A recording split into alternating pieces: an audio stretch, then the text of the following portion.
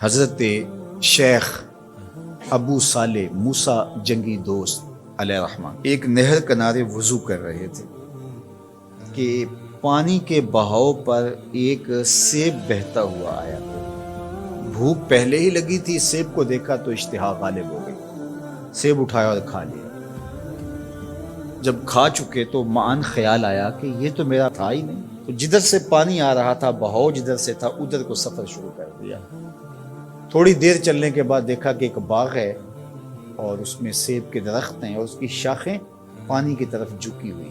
مالک کے باغ کے پاس گئے، کہا کہ آپ کے باغ کا کوئی ٹوٹا ہوا سیب اور میں کھا بیٹھا ہوں، تو اس کی قیمت مجھ سے لے لیجئے یا مجھے معاف کر دیں۔ تو مالک باغ کا نام تھا عبداللہ صومعی، اور وہ بھی زاہد، نیک اور پاک ذات تھے۔ جب انہوں نے دیکھا کہ اس نوجوان نے سیب کھانے پر مجھ سے معذرت کی ہے یا پیسے دینے کے لیے تیار ہے، یہ تو کوئی جوہر ہے، کہا 12 سال میرے باغ کی نوکری کرنی پڑے گی، اس کے بعد ایک شرط اور ہے، پوری کر دو گے تو میں تمہیں معاف کر دوں۔ کہا ٹھیک ہے، 12 سال نوکری کرتے رہو۔ کہا اب دوسری شرط ہے کہ میری ایک بیٹی ہے جو آنکھوں سے نابینا ہے، کانوں سے بہری ہے، زبان سے بول نہیں سکتی، اپاہج بھی ہے، چل نہیں سکتی، اس کے ساتھ تمہیں نکاح کرنا ہوگا۔ کہا یہ بھی منظور ہے۔ نکاح ہو گیا۔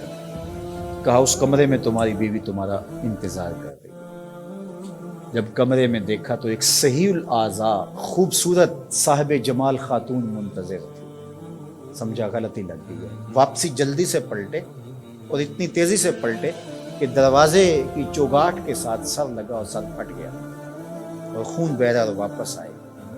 تو شیخ عبداللہ صومعی کہنے لگے کہ کیا ماجرا ہوا؟ کہا کہ وہ کوئی اور خاتون ہے، جو نقشہ آپ نے بتایا تھا وہ تو نہیں۔ کہا وہی میری بیٹی ہے اور آپ کی بیوی ہے۔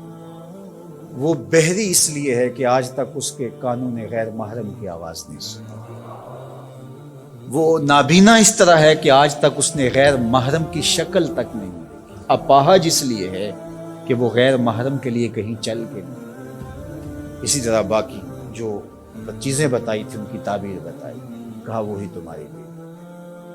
عبداللہ صومعی کی اس بیٹی جس کا نام ام الخیر تھا اور شیخ ابو صالح موسیٰ جنگی دوست کی بیوی، تو یہ صالح نوجوان اور یہ صالحہ خاتون نکاح کی بندھن میں بندھ گئے۔ اللہ تعالیٰ نے پھر ان کو ایک فرزند عطا کیا۔ اس فرزند کا نام الشیخ السید عبد القادر جیلانی علیہ رحمہ و رضوان تھا۔ اقبال نے کہا تھا سیرت فرزند از امہات، جوہر صدق و صفا از امہات۔ بیٹوں کی بیٹیوں کی سیرتوں کا جوہر ماؤں سے ہوتا ہے۔ باپ کا رزق حلال اولاد پہ اثر انداز ہوتا ہے۔ رزق حلال اگر آپ کی زندگی میں شامل ہو جائے تو پھر اس کا عملی نتیجہ یہ ہے کہ ایک صالح معاشرت کی بنیاد پڑتی ہے اور آپ صالح معاشرت کے ایک بہترین فرد ہوتے ہیں۔ جس طرح رزق حلال نسلوں میں سرایت کرتا ہے اس کی برکت میں، اسی طرح سچائی اگر کسی معاشرے کے اندر پیدا ہو یا کسی فرد کے اندر پیدا ہو تو سچ اپنا راستہ بناتا ہے۔ اگر آپ کی زبان سچ نہیں بولتی اور آپ حلال رزق نہیں کھاتے تو پھر آپ جتنے مرضی نفل پڑھیں، جتنی مرضی عبادتیں کریں، اللہ کی قربت کا تصور بھی نہیں کیا جا سکتا۔ نجات کا راستہ یہ ہے کہ ہم ان دو چیزوں کو اپنی زندگی میں لازم کریں۔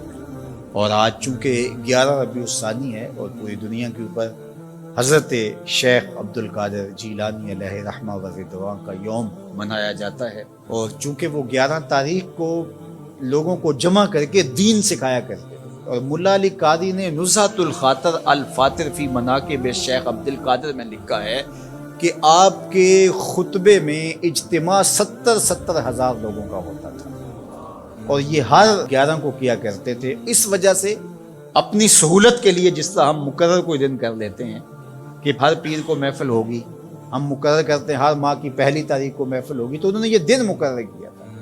اور اس دن میں جب لوگ دور دور سے آتے، بغداد کے بھی بابو شیخ پہ لوگ جمع ہوتے اور باقی شہروں سے بھی لوگ اس دن آتے کہ چلو آپ کا آواز سنیں گے، تو آنے والوں کو کھانا بھی کھلایا جاتا، کیونکہ حضرت شیخ فرماتے ہیں کہ آدھا فقر بھوکوں کو کھانا کھلانا اور ننگوں کو لباس پہنانا ہے۔ تو جب جو لوگ آتے تھے تو ان کو کھانا بھی کھلایا جاتا۔